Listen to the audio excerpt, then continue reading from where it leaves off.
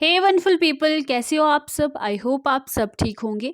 सो आज हम नया यूनिट स्टार्ट करने जा रहे हैं, that is mycology and plant pathology. Because बच्चों ने ये डिमांड किया है कि मैम ये फंगस वाले जो हमारा यूनिट है इसका बहुत ज़्यादा डर है हमें, ये आप हमें पढ़ाएं। ठीक है, आपका इजली वे में समझ आ जाता है, तो इसलिए मैंने ये जो यूनिट है पहले स्टार्ट किया है। इससे पहले हम बैक्टीरिया और वायरस वाला सब यूनिट कर चुके हैं। ठीक है, प्लेलिस्ट बनी हुई है, सारे लेक्चर्स आपको वहाँ से मिल जाएंगे। तो चलिए स्टार्ट करते हैं आज के लेक्चर को।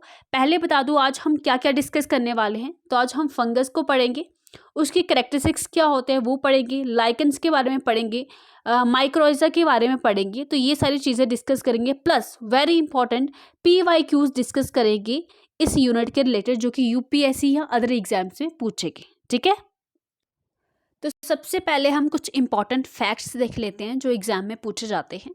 ठीक है, अगर हम टर्म फंगस की बात करें तो ये लेटिन वर्ड से डिराइव्ड है, जिसका मीनिंग होता है मशरूम। सबने मशरूम खाई होगी, है ना। सो ये जो टर्म थी ये कॉइन की थी गैस्पर्ड बोहिन ने। ठीक है, तो ये आप ध्यान में रखिएगा। अब हम बात करते हैं, देखो हमारे यूनिट का नाम है माइकोलॉजी। तो सबसे पहले आपको पता होना चाहिए माइकोलॉजी होता क्या है। ठीक है, जिनको पता है वेल एंड गुड, जिनको नहीं पता है तो वो ये जान ले कि माइकोलॉजी क्या है। ये ब्रांच है बायोलॉजी की जो डील करती है with the study of fungi. ठीक है, वेरी इंपॉर्टेंट, बड़ी बड़ी एग्जाम में ये क्वेश्चन पूछा जाता है, माइकोलॉजी क्या है। तो स्टडी ऑफ फंजाई को माइकोलॉजी हम कहते हैं। नेक्स्ट हम बात करते हैं father of the modern mycology. ठीक है, मॉडर्न माइकोलॉजी का प्लांट पैथोलॉजी का जो फादर हैं उन किसको माना जाता है, तो हेनरिच एंटन डे बैरी। ठीक है, हेनरिच एंटन डे बैरी को प्लांट पैथोलॉजी का और मॉडर्न माइकोलॉजी का फादर माना जाता है। ठीक है, अगर हम फादर ऑफ माइकोलॉजी की बात करें तो उनको वो कौन है, दैट इज पियर एंटोनियो मिचेली। ठीक है, कौन है, पियर एंटोनियो मिचेली, ये हैं फादर ऑफ माइकोलॉजी। ठीक है, कंफ्यूज मत होइएगा। मॉडर्न माइकोलॉजी के हैं हेनरिच एंटोन डी वेरी और फादर ऑफ माइकोलॉजी हैं पियर एंटोनियो मिचेली। ओके, अब सिस्टमेटिक माइकोलॉजी की हम बात करते हैं तो इसकी फादर है EM फ्राइस। ओके, और फादर ऑफ इंडियन माइकोलॉजी, ठीक है, इंडिया में माइकोलॉजी किसने अवेयर कराया था उसके बारे में, तो father of Indian mycology and plant pathology कौन है, EJ बटलर। कौन है, EJ बटलर। ठीक है, ये सारे फैक्ट्स आपको लर्न करने हैं।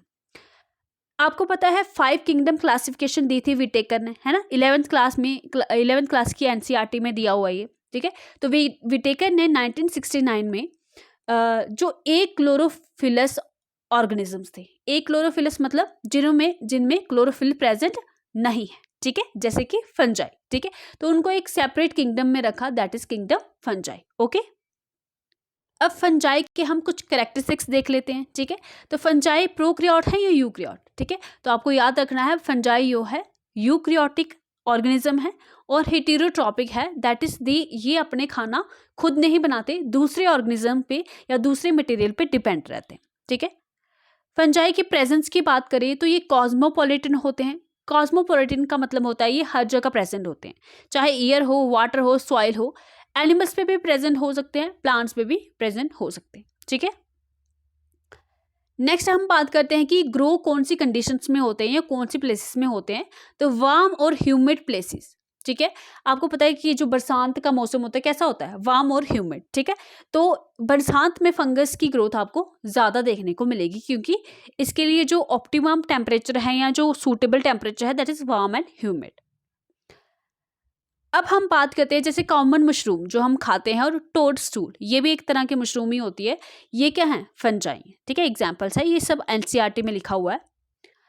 अगर आपने देखा होगा, देखो मस्टर्ड के लीव्स पे कई बार हमें वाइट स्पॉट्स देखने को मिलते हैं। यहाँ पे मैंने लगाया हुआ है मस्टर्ड का लीव। ठीक है, ये वाइट स्पॉट्स देखने को मिलते हैं, ये भी फंगस की वजह से होते हैं।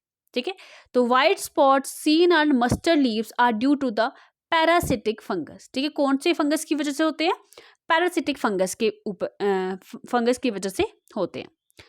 नेक्स्ट बात करते हैं यीस्ट की। ठीक है, यीस्ट जो है ये यूनिसेलुलर फंजाई है। क्या है, तो यीस्ट किसके लिए यूज होता है, ये ब्रेड और बियर बनाने के लिए यूज होता है। ठीक है, याद रखिएगा, यीस्ट एक यूनिसेलुलर फंजाई है। ओके, नेक्स्ट हम बात करते हैं व्हीट रस्ट की। आपने अक्सर देखा होगा, यहाँ पे देखिए इस पिक्चर में देखिए, देखो ये रेडिश ब्राउन कलर का जो आपको वीट के पत्ते पे दिख रहा है, ये क्या है, क्या है ये वीट रस्ट है, जो कि पक्सिनिया की वजह से होता है। ठीक है, पक्सिनिया एक फंजाई है, उसकी वजह से ये वीट रस्ट होता है। तो आपको ये सारी एग्जाम्पल्स याद रखना है कि वीट रस्ट किससे होता है। ठीक है, ये सारी चीज़ें जो है आपके एनसीईआरटी में लिखे हैं, एग्जाम में पूछी भी जाती हैं। ठीक है, तो पक्सिनिया नाम की फंगस से वीट रस्ट होता है। ओके, कुछ जो हमारा जो फंगस है वो जैसे कि पेंसिलियम, ये एंटीबायोटिक्स बनाने के लिए भी यूज़ होता है। चलिए अब क्वेश्चन की बारी है। आपने मुझे बताना है बैक्टीरिया, फंगस और वायरस में से कौन से ऑर्गेनिज्म जो हैं वो हम आर्टिफिशियली या सिंथेटिक मीडियम में कल्चर कर सकते हैं, उनको ग्रो कर सकते हैं। ठीक है, तो यूपीएससी में पूछा गया, बताइए मुझे।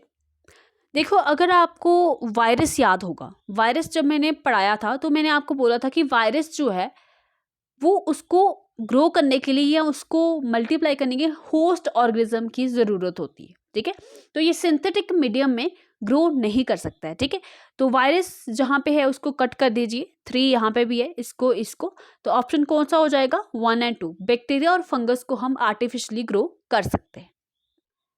ठीक है, नेक्स्ट हम पढ़ते हैं फंगस के बारे में।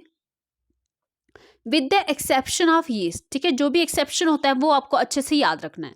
ठीक है, यीस्ट एक ऐसा फंगस है जो कि यूनिसेलुलर है। ओके, बाकी जो फंगस है वो फिलामेंटस होते हैं। ओके, ठीक है, तो with the exception of yeast which are unicellular, fungus are filamentous.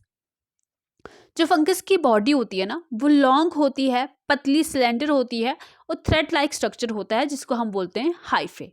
ठीक है, यहाँ पे आप देखिए, ये आपको दिख रहे हैं हाइफे। ठीक है, ये आपको क्या दिख रहे हैं, थ्रेड लाइक स्ट्रक्चर, ये हाइफे होते हैं। ठीक है, और नेटवर्क ऑफ हाइफे को हम माइसीलियम बोलते हैं। ठीक है, पूरे जो हाइफे का नेटवर्क होता है पूरा, उसको हम माइसीलियम बोलते हैं, याद रखिएगा। एग्जाम में आएगा कि long cylinder thread like structure जो हाइफे हैं वो कौन सी ऑर्गेनिज्म में देखने को मिलते हैं, एल्गे में, बैक्टीरिया में, वायरस में। तो आपको याद रखना है ये फंगस में देखने को मिलते हैं। और माइसीलियम क्या है, network of the hyphae is called mycelium. ठीक है, अब हाइफे भी 2 तरह के होते हैं, डायग्राम में देखेंगे इमेज में। ठीक है, हाइफे 2 तरह के होते हैं, यहाँ देखिए आप। एक होता है सिनोसिटिक हाइफे। सिनोसिटिक हाइफे क्या होता है, ये कॉन्टिन्यूस ट्यूब लाइक स्ट्रक्चर होते हैं। क्या होते हैं, कॉन्टिन्यूस ट्यूब लाइक स्ट्रक्चर होते हैं, इसमें कोई भी डिवीजन आपको देखने को नहीं मिलेगी। ठीक है, तो ये क्या होते हैं, कॉन्टिन्यूस ट्यूब लाइक स्ट्रक्चर होते हैं सिनोसिटिक हाइफे, इसमें कोई डिवीजन या सेप्टम आपको देखने को नहीं मिलता। ठीक है, तो दूसरे होते हैं सेप्टेट हाइफे, इसमें आपको सेप्टम देखने को मिलता है, इसमें अलग अलग से ये जो हाइफे है वो ज्वाइंट होते हैं। ठीक है, तो ये आपको दोनों तरह के हाइफे याद रखने हैं। ठीक है, यहाँ पे देखिए, some hyphae are continuous tube filled with multi nucleated cytoplasm, these are called coenocytic hyphae. और कुछ जो दूसरे हाइफे होते हैं उनमें सेप्टा होता है या क्रॉस वॉल होता है उनके बीच में, उनको हम बोलते हैं सेप्टेट हाइफे। नेक्स्ट हम देखते हैं सेल वॉल ऑफ फंजाई। ठीक है, बहुत बार इंपॉर्टेंट क्वेश्चन यहाँ से आता है कि सेल वॉल जो फंगस की होती है वो किससे बनी होती है। ठीक है, तो आपको याद रखना है काइटिन की बनी होती है। किसकी बनी होती है, काइटिन की बनी होती है और पॉलीसेकेराइड्स की बनी होती है। वेरी वेरी इंपॉर्टेंट, इसको स्टार मार्क कर लीजिएगा। जो भी इंपॉर्टेंट पॉइंट है वो मैंने पहले ही हाईलाइट किए होते हैं, तो आपको ईजी हो जाएगा। नेक्स्ट हम बात करते हैं न्यूट्रिशन ऑफ द फंजाई की। ठीक है, तो फंजाई जो है वो सेप्रोफाइट्स भी होते हैं, पैरासाइट्स भी होते हैं और सिम्बियोटिक एसोसिएशन भी शो करते हैं। सेप्रोफाइट फंजाई कौन से होते हैं, ठीक है, ये हेटेरोट्रॉपिक होते हैं, आपको पता ही है, और एब्जॉर्ब करते हैं soluble organic matter from the dead substrates. ठीक है, तो फंगस जो है वो डेड ऑर्गेनिक मैटर पे फीड करता है। नेक्स्ट हम बात करते हैं पैरासाइट्स की, जो कि प्लांट्स या एनिमल्स पे फीड करते हैं। नेक्स्ट हम बात करते हैं सिम्बियोट्स की। तो फंजाई जो है वो सिम्बियोटिक एसोसिएशन के साथ रहता है, किसके साथ, वेरी वेरी इंपॉर्टेंट। ठीक है, ये पॉइंट बहुत इंपॉर्टेंट है। इन एसोसिएशन विद द अलगे, जब फंजाई और अलगे सिम्बियोटिक एसोसिएशन बनाते हैं तो क्या बनता है, एक लाइकन्स बनते हैं। क्या बनते हैं, lichens. Very very important question पूछा जाता है एग्जाम में कि लाइकन जो है वो किसकी एसोसिएशन है, किन 2 ऑर्गेनिज्म के बीच में सिम्बियोटिक एसोसिएशन है, तो याद रखिएगा फंगस और अलगे के बीच में। ओके, नेक्स्ट है माइकोराइजा। तो ये किस किस के बीच में सिम्बियोटिक एसोसिएशन है?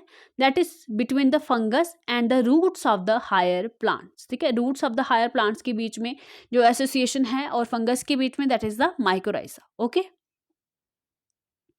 ये आप देख पा रहे हो लाइकन्स, ठीक है। क्रस्टोस लाइकन, फोलियोस लाइकन, इस तरह से लाइकन आपको देखने को मिलते हैं, ठीक है। देख लिया।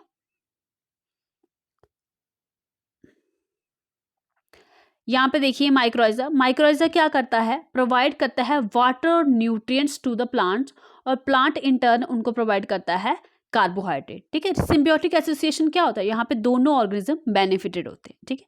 अब नेक्स्ट क्वेश्चन है आपका, which of the following species can establish symbiotic relationship with other organism, ठीक है। तो इनमें से कौन से स्पीशीज है जो सिम्बियोटिक रिलेशनशिप दूसरे ऑर्गेनिज्म के साथ एस्टेब्लिश कर सकती है? तो ये भी यूपीएससी में क्वेश्चन पूछा गया। तो आपको पता है फंगस तो कर ही सकती है, तो यहाँ पे फंगस नहीं है, उसको क्रॉस कर देते हैं। ओह, आंसर तो नहीं दिख गया आपको, ठीक है। तो 2 जहाँ पे नहीं है, 2 यहाँ पे नहीं है, तो थर्ड वाला ऑप्शन तो हम क्रॉस कर देते हैं, ठीक है। तो इसका जो करेक्ट ऑप्शन है वो ऑप्शन डी है। ये तीनों जो है वो सिम्बियोटिक एसोसिएशन बना सकते हैं दूसरे ऑर्गेनिज्म के साथ, ठीक है। तो इस तरह के क्वेश्चन एग्जाम में आएंगे, आपको पता होना चाहिए। नेक्स्ट एक वेरी इंपॉर्टेंट क्वेश्चन एग्जाम में पूछा जाता है, एयर पोल्यूशन इंडिकेटर्स, ठीक है। इनमें से कौन सा ऑर्गेनिज्म जो है वो एयर पोल्यूशन इंडिकेटर है, ठीक है। तो इसका करेक्ट आंसर क्या है? लाइकन्स, ऑप्शन डी, ठीक है। तो लाइकन्स को एयर पोल्यूशन इंडिकेटर्स भी माना जाता है बिकॉज ये वेरी सेंसिटिव होते हैं to the sulphur dioxide pollution. ये याद रखिएगा किस कौन से कंपोनेंट के रिलेटेड ये सेंसिटिव होते हैं, तो सल्फर डाइऑक्साइड पोल्यूशन के रिलेटेड ये बहुत सेंसिटिव होते हैं। और जो अगर जिस एरिया में सल्फर डाइऑक्साइड का पोल्यूशन हो तो वहाँ से या तो लाइकन्स डिसअपेयर हो जाते हैं या तो उनका कलर चेंज हो जाता है, ठीक है। तो अगर लाइकन्स का कलर चेंज हो रहा है या लाइकन्स उस जगह में पहले थे और अब नहीं है, तो इसका मतलब ये होगा कि उस एरिया में सल्फर डाइऑक्साइड का पोल्यूशन हो गया, ठीक है। तो ये आप याद रखिएगा। नेक्स्ट आपके सिलेबस में एक टॉपिक है that is mycorrhiza and its role, ठीक है। तो ये भी हम साथ में ही यहाँ पे कर लेते हैं। तो माइको मीन्स क्या होता है? फंगस, और राइजा मीन्स रूट, ठीक है। तो ये आपको पता ही है, ये सिम्बियोटिक एसोसिएशन है with the fungus and the roots of the higher plant, ठीक है। और फंगस मेनली जो फंगस रूट्स के साथ एसोसिएशन बनाती है वो बेसिकली मेंबर होती है ज़्यादातर बेसिडियोमाइकोटा फाइलम का या जाइगोमाइकोटा फाइलम का। फंगस की हम फर्दर जो टाइप्स पढ़ेंगे तो तब आपको पता चलेगा बेसिडियोमाइकोटा क्या होता है और जाइगोमाइकोटा क्या होता है, ठीक है। मगर आपको याद रखना है कि जो हाई रूट्स के साथ जो एसोसिएशन बनाती है वो मेनली कौन सी फाइलम की फंगस होती है? बेसिडियोमाइकोटा का, जाइगोमाइकोटा, ओके। और किन ट्रीज के साथ ये सिम्बियोटिक एसोसिएशन बनाती है, किन ट्रीज की रूट्स के साथ? तो मेजरली जिम्नोस्पर्म्स होते हैं, लाइक पाइनस ओक वगैरह, है ना। तो माइक्रोइजा भी 2 तरह के होते हैं, ठीक है। तो माइक्रोइजा एक होता है एक्टोमाइक्रोइजा। एक्टो का मतलब होता है बाहर बाहर से ही एसोसिएशन बना देता है, रूट्स के अंदर नहीं जाता, ठीक है। तो ये फंगस क्या करता है? शीट बना देता है अराउंड द रूट, और इसके जो हाइफे होते हैं, एक्टोमाइक्रोइजा के जो हाइफे होते हैं वो पेनिट्रेट नहीं करते हैं प्लांट सेल में। इसमें जो एग्जाम्पल आ जाती है पाइनस, ओक और बिच, ठीक है। इनके साथ जो एसोसिएशन बनाती है फंगस वो बाहर बाहर से ही बनाती है और हाइफे पेनिट्रेट नहीं करते हैं। नेक्स्ट बात करते हैं एंडोमाइक्रोइजा की। तो एंडो क्या होता है? अंदर चल जाती है फंगस, ठीक है। तो इसको अर्बस्कुलर माइक्रोइजा भी बोलते हैं। इसमें फंगस के जो हाइफे है वो रूट सेल को पेनिट्रेट कर देते हैं और कुछ स्ट्रक्चर बनाते हैं जिनको बोलते हैं अर्बस्कल्स एंड बेसिकल्स, ठीक है। तो एग्जाम्पल यहाँ पे जो फंगस देखने को मिलेगी, Glomus, a genus of arbuscular mycorrhizal fungus, ठीक है। इंपॉर्टेंट है, याद रखिएगा। एंडोमाइक्रोराइजा में ग्लोमस एग्जाम्पल आपको देखने को मिलती है। नेक्स्ट बात करते हैं role and the function of the mycorrhiza. तो हेल्प करता है ये वाटर और मिनरल के एब्जॉर्प्शन में in the roots of the plant, और स्पेशली जिस मिनरल के एब्जॉर्प्शन में हेल्प करता है दैट इज द फॉस्फोरस, ठीक है। तो माइक्रोराइजा फॉस्फोरस की एब्जॉर्प्शन में हेल्प करता है। नेक्स्ट है it enhance the plant growth and development, resistance against pathogens भी प्रोवाइड करता है माइक्रोराइजा, और न्यूट्रिएंट पुअर सॉइल में भी प्लांट को सर्वाइव करने में हेल्प करता है। और इन सम केसेस में फंगस ड्राइव करता है शुगर और starch from the plant mutual benefit लेता है। ठीक है, तो ये था आज का टॉपिक। आई होप आपको पसंद आया होगा। तो नेक्स्ट हमारे टॉपिक्स आते रहेंगे। अगर आप हमारे चैनल पे नए हो, अगर आपको यहाँ पे लग रहा है कि यूज़फुल कंटेंट मिल रहा है फ्री ऑफ कॉस्ट, तो आप हमारे चैनल को सब्सक्राइब कर सकते हो।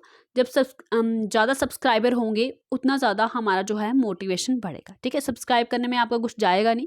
अगर आप इस वीडियो से बेनिफिट ले रहे हो तो आपको सब्सक्राइब करना चाहिए। तो अगर आपको वीडियो अच्छी लग रही है तो लाइक कर लीजिए और अपने दोस्तों के साथ शेयर कर लीजिए। ठीक है, thank you so much for watching the video. Bye bye, take care.